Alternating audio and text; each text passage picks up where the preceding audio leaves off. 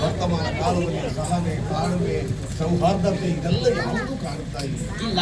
ಹೀಗಿರುವಾಗ 5 ಶಕ್ತಿಗಳು ಇದನ್ನು ಸೃಷ್ಟಿಸುವಲ್ಲಿಯೋ ತೋರಿಸುವಲ್ಲಿಯೋ ಹೋಗಿದ್ದಾರೆ ಅಂತೇಳಿ ಆದ್ರೆ 6ನೇ ನೀನಾಗುವಂತೆ ಈ ಕೈಲಾಸವನ್ನು ಬಿಟ್ಟು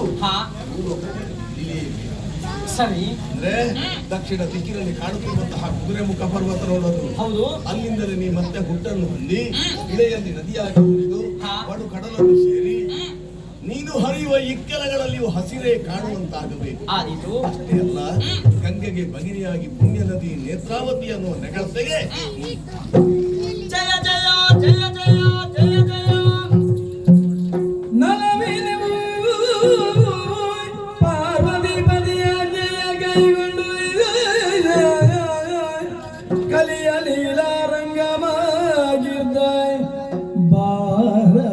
ಸ್ಥಳದಲ್ಲಿ ದಕ್ಷಿಣವೇ ಪಶ್ಚಿಮಾದಿಯೊಳಿದು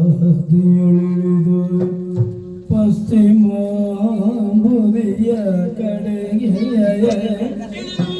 ಸಲಿಲ ಬಿಂದುವ ಶಿರದು ನಾನಿನ ಮಾತ್ರ ತೊಲಗಿಸುತ್ತ ಪಾಪ ರಾಶಿಯ ಪಾಪಗೈದಿಗರ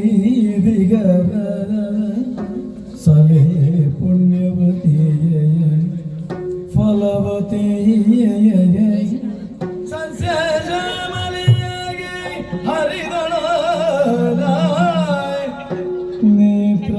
ನೇತ್ರಾವತಿಯು